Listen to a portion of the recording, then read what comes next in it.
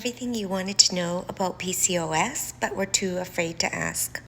Are you struggling with irregular periods or having trouble with infertility? Do you have acne or male pattern baldness or unwanted facial hair? Have you had an ultrasound showing multiple cysts in your ovaries?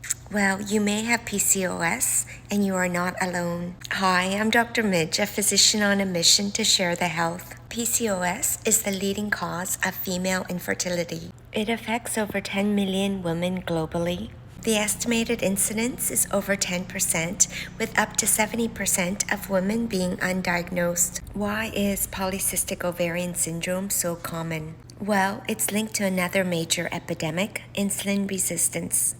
PCOS is also known as insulin resistance of the ovaries. I'm going to explain how this leads to PCOS and what we can do about it. Most people are aware that the hormone insulin is involved in glucose or sugar metabolism. What many people don't know is that insulin has many other roles and literally acts on every cell of the body. So when something is wrong with insulin, you can have so many symptoms. With the standard North American diet, we've been told to eat 3 meals a day plus snacks.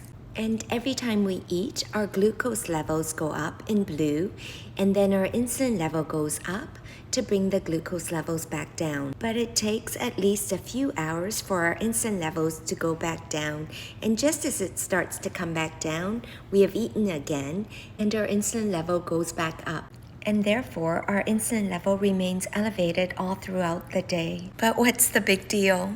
Well, over time, these chronically elevated levels of insulin will lead to insulin resistance. Our cells stop responding to insulin, and our pancreas makes more and more insulin to do the same job. Eventually, our pancreas will not be able to keep up with the demands, and we will develop prediabetes and then diabetes. This process can take 10 to 15 years. Most people don't know they have a problem because until they've been diagnosed with prediabetes or diabetes, their blood work will remain normal.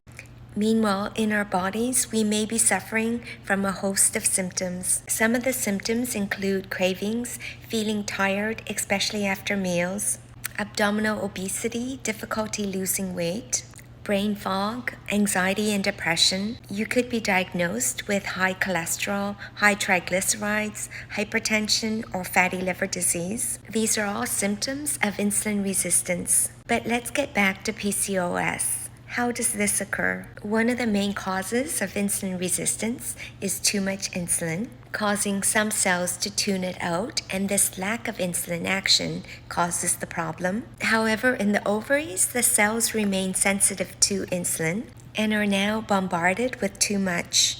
Too much insulin disrupts the conversion of androgens or testosterone to estrogen via the enzyme aromatase. We therefore end up with more testosterone, leading to symptoms of acne, hirsutism, or unwanted facial hair, or male pattern baldness. And because estrogen production has been disrupted, this disrupts the signal to our brain to send a hormone to tell our ovaries to ovulate, leading to irregular periods or infertility. So what do we do to overcome this? There are some beneficial supplements, including inositol, vitamin D, and berberine, but I like to focus on the root cause of the problem, insulin resistance. We need to bring our insulin levels down. One way is with stress modification, as too much cortisol can increase your glucose levels and therefore your insulin levels. You can also cut out dairy and gluten to decrease inflammation. This should help with your acne. But my favorite way to decrease the chronically elevated levels of insulin is to intermittent fast. You can also decrease the glucose impact of the foods you eat by reducing your carbohydrates or adding more fiber to your diet.